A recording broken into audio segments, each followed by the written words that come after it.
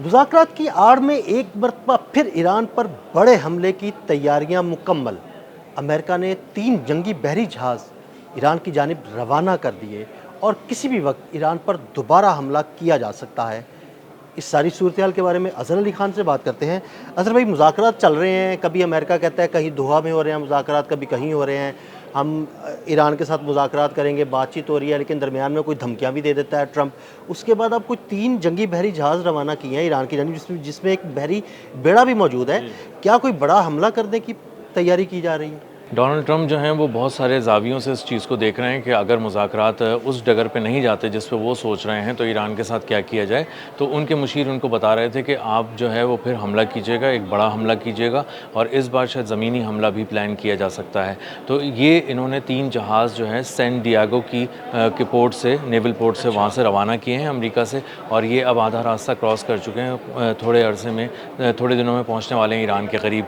ये मशरिक़ वस्ता में तैनात करने के लिए भेजे गए हैं। इसके बारे में ऑफिशियली तो कुछ बहुत ज़्यादा सेंटकॉम ने नहीं बताया, लेकिन अंदाज़ा ही होता है कि इसमें 2 एम्फीबियस शिप्स हैं और एक छोटा बहरी बेड़ा है। अच्छा, छोटा जो बहरी बेड़ा है उस पे तो हेलीकॉप्टर्स वगैरह होते हैं और वहाँ से उड़ान भर सकते हैं, और ड्रोन्स वगैरह भी उड़ान भर जी, सकते वहाँ हैं से वहाँ कर सकते हैं। और ये जो एम्फीबियस शिप्स होते हैं ना आदिल भाई, ये होते हैं बुनियादी तौर पे ऐसे जहाज़ जिन पे तकरीबन 2500 से 4000 फ़ौजी सवार होते हैं। इनमें फ़ौजी गाड़ियाँ होती हैं, इनमें मुख्तलिफ़ किस्म का जो दिफ़ाई साज़ो सामान है वो होता है, हेलीकॉप्टर्स होते हैं, और ये वहाँ ले जाकर पहुँचाते हैं। और ये एम्फीबियस शिप्स वो होते हैं कि जब ये रवाना किए जाते हैं तो ये सोच के रवाना किए जाते हैं कि आपको कोई बड़ी कार्रवाई किसी साहिली पट्टी में, किसी जज़ीरे पे कहीं पे करनी हो। यानी किसी जजीरे या किसी साहिली पट्टी पर कोई बड़ी ज़मीनी कार्रवाई करने का प्लान बनाया जा सकता है। जी, क्योंकि वही काम ये करते हैं कि ये बिल्कुल करीब पहुंच जाते हैं कोस्टल लाइंस के ज़रिए वहाँ पे, और उससे अपने एक ब्रिज बनाते हैं और उस ब्रिज से सारी गाड़ियाँ उतरना शुरू होती हैं, फ़ौजी उतरना शुरू होते हैं, सारा साजो सामान उतरना शुरू होता है।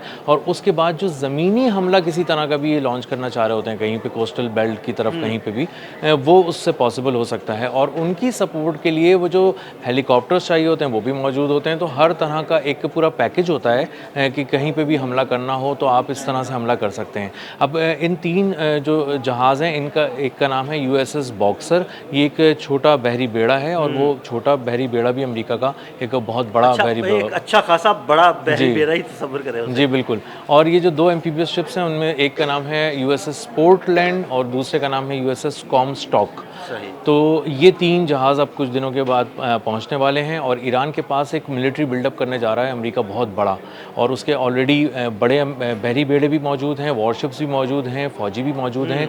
और ये जो मशरिक़ वस्ता के अंदर ऑलरेडी 50,000 के करीब उसके अराउंड फ़ौजी मौजूद थे, उसमें मज़ीद 2500 से 4000 का इजाफा करने जा रहा है। तो इतने बड़े पैमाने पे मिलिट्री मूवमेंट, मिलिट्री बिल्डअप का बिला वजह नहीं की जाती। उसके पीछे कुछ मकासद होते हैं, फ़ौजी मकासद होते हैं। ज़ाहिर है उस पर ख़र्चा भी आता है, उस पर बहुत सी लॉजिस्टिक सपोर्ट के हवाले से भी मामलात आते हैं। तो इसका मतलब ये है कि अमेरिका कोस्टल बेल्ट्स के पास ईरान की भी एक बहुत बड़े मिलिट्री एक्शन की प्लानिंग कर रहा है। और अब की बार अगर ऐसा कुछ होता है तो उनको उतरना भी है उसमें, और उतर कर जाना है, ज़मीन पे कदम रखने हैं, और ये बहुत ही डेडली एक्शन होगा और एक बहुत बड़े पैमाने पे। अच्छा अज़हर भाई, 2 सवालात है मेरे। गुज़िश्ता 2 रोज़ के दौरान कुछ ऐसी बातें सामने आई जिसमें ये बातें की गई इसराइल की जानिब से कि मुश्तबा ख़ामनाई को जो है ना वो निशाना बनाया जाएगा और हम पूरी तैयारी के साथ बैठे हुए हैं।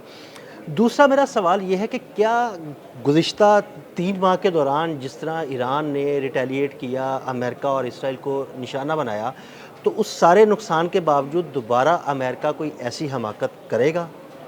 हो सकता है कि अमेरिका ऐसी हिमाकत ना करे, लेकिन ये मुमकिन ज़रूर है कि ये इसराइल को ज़रूर शह दे सकता है। और इसराइल ने एक ऑपरेशन की तैयारी की है, और उस ऑपरेशन को नाम भी दे दिया है ऑपरेशन ब्लू एंड वाइट। और ऑपरेशन ब्लू एंड वाइट के बाकायदा अहदाफ तय किए गए हैं कि कहाँ हमले करने हैं, किन चीज़ों को गैर मौसर करना है, ईरान की किन जगहों को तबाह करना है। वो स्ट्रेटेजिक लोकेशंस हैं, टावर्स हैं, रडार्स हैं, मिसाइल साइट्स हैं, ड्रोन लॉन्चिंग साइट्स हैं। तो इसका मतलब ये है कि वो ईरानी पासदारान इनकलाब को एक बहुत ही गहरी चोट पहुंचाने की तैयारी कर चुके हैं। मुस्तफ़ा ख़ामनेई के हवाले से बिल्कुल अलग से बयान देते हैं ताकि किसी बयान में वो छुप ना जाए, और कहते हैं कि वो अब भी हमारे निशाने पर हैं और रहेंगे, और हम उन्हें निशाना बनाने की, उनको कत्ल करने की कोशिश करते रहेंगे। और ये इसमें बहुत ही दिलचस्प बात भी है, हौलनाक बात भी है कि जो अगली गवर्नमेंट मुमकिन तौर पे हो सकती है, अगर नेतन्याहू को आप माइनस कर दें उसमें से, तो वो गवर्नमेंट के जो लोग हैं वो भी यही कह रहे हैं कि हमारा भी निशाना मुस्तफ़ा ख़ामनेई और रिजीम नहीं होगा। यानी उनकी जो पॉलिसी है वो सेम है। जी। अगर आगे हुकूमत नेतन्याहू की नहीं रहती, किसी और की हुकूमत आती है, तो पॉलिसी उनकी भी यही रहेगी। जी बिल्कुल, यकसू हैं बिल्कुल वो कि गज़ा में कत्लेआम नहीं रोकना, ईरान को निशाना बनाते रहना है, और लबनान में जहाँ तक हमारे कदम पहुँच चुके हैं वहाँ से हमें वापस नहीं लेके आने। एक बहुत खूबसूरत मुल्क है, बड़ा मज़े का मुल्क है, नेतन्याहू कह रहा है लबनान, और हम उसको नहीं छोड़ सकते। और वहाँ पे ये लोग चाहते हैं कि आबादकारी शुरू करें, उसको यहूदी देश में तब्दील करना शुरू करें। अब महज ये मिलिट्री एक्शन नहीं है, अब ये पूरी पूरी ज़मीन छीन के उसकी शनाख्त को तब्दील कर देने का एक एक्शन है। और ये बिलावजह इतनी जो यहूदी जुल्म के लिए जो कुर्बानियाँ दे रहे हैं वो ऐसे ही नहीं दे रहे, वो बहुत दूर तक देख रहे हैं, और एक वसी तर मनसूबा ग्रेटर इसराइल का मनसूबा तो बड़े अरसे से जो है वो मीडिया की जीनत बनता हुआ आ रहा है। बिल्कुल, और इसीलिए वो, और उन सारे मसाइल की जो जड़ है ना, जो यहूदियों के लिए जो सबसे बड़ा प्रॉब्लम है वो है ईरान। उसको समझते हैं कि ये तमाम मसाइल की जड़ है, इसको इसलिए खोदना चाहते हैं, उसको तोड़ना चाहते हैं, उसको नुकसान पहुंचाना चाहते हैं, और इसीलिए वो रिजीम को अलग निशाना बनाना चाहते हैं, आवाम को अलग निशाना बनाना चाहते हैं, और उसकी दिफाई और मुआशी क़ुव्वत को भी चोट इसीलिए पहुंचाना चाहते हैं। मुज़ाकरात की आड़ में जो अमेरिका ये सारी मूवमेंट कर रहा है, ईरान की क्या तैयारी है और ईरान किस किस्म का जवाब दे सकता है?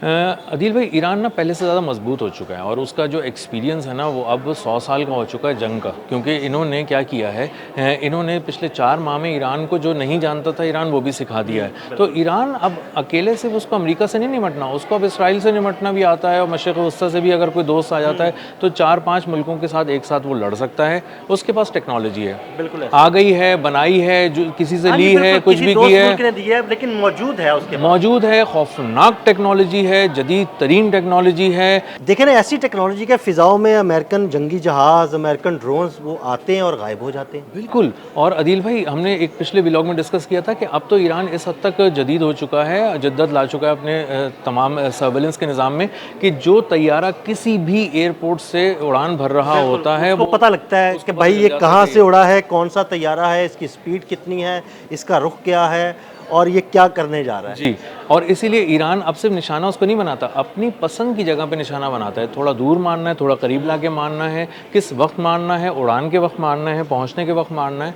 तो ईरान के पास वो तमाम सेटेलाइट की बहुत ही 4K वीडियोज़ हैं, मतलब 4K क्वालिटी को वो इंजॉय कर रहे हैं इस वक्त। तो वो बहुत ही प्रिसाइजली हमला करने की सलाहियत रखता है ईरान। और इसराइल, अमेरिका, आपनाए हुर्मुज़, मशरिक़ वस्ता, जॉर्डन, ये सारे जो जितने महाज़ हैं एक साथ इन पे लड़ चुका है, और पहले से ज़्यादा तैयारी के साथ बैठा हुआ है। ख़ास तौर पे जो खार्क जजीरे पे अब ये जो करने जा रहे हैं, मुमकिन तौर पे ये जो जहाज़ लेकर आ रहे हैं अपने, जिनका भी आपने शुरू में तस्करा भी किया है, ये वॉरशिप जब पहुँचेंगे तो ये मुमकिन तौर पर खार्क जो उनका जजीरा है उसको वहाँ पे कब्ज़ा करने की कोशिश कर रहे हैं, जो उसकी 90% जहाँ से तेल बरामदात होती हैं, जो उसकी ऑयल नर्व है ईरान की। तो उसके लिए उन्होंने वहाँ पर बहुत ही ज़बरदस्त तैयारी की हुई है। वहाँ पे पूरे पूरे स्क्वाड्स बिछाए हुए हैं, स्नाइपर्स वहाँ पे तैनात किए हुए हैं, वहाँ पे बहुत ही जदीद दिफाई निज़ाम लगा हुआ है। और खार्क जजीरे पर हमला करने के लिए अगर अमेरिका और इसराइल मिलकर भी आते हैं तो उनसे निपटने का एक बहुत ही मौसर प्लान बनाया हुआ है। और न सिर्फ उससे दिफा का प्लान बनाया हुआ है, बल्कि जो हमला करेंगे उनको समंदरों में अमेरिका को जवाब मिलेगा, और इसराइल के जो मैदान हैं, जो उसकी ज़मीन है, जो उसका शुमाली इलाका है, जो उसका तेल अवीव सेंट्रल जो इलाका है, ये सारे गर्म हो जाएंगे। दोबारा हम यहाँ पे तबाही देखेंगे, बर्बादी देखेंगे, मिज़ाइल, बैलिस्टिक हाइपरसोनिक मिज़ाइल गिरते हुए देखेंगे। और यहूदी जो जिस चीज़ से डर रहे हैं ना कि आने वाले दिनों में शायद ईरान इन पर हमला करेगा, तो ईरान फ़िलहाल तो हमला नहीं कर रहा, लेकिन अगर ईरान पर हमला किया गया और उसको ललकारा गया, ऑब्वियसली जवाब देगा, उड़ा कर रख देगा। बिल्कुल। बहुत शुक्रिया अज़हर भाई। अज़हर भाई ने बड़ी तफसील के साथ अमेरिका के इस खौफनाक मंसूबे से पर्दा उठाया। मज़ीद अपडेट्स के लिए हमें फॉलो करते रहें। अदील अहमद और अज़हर अली ख़ान को इजाज़त दीजिएगा। अल्लाह हाफ़िज़।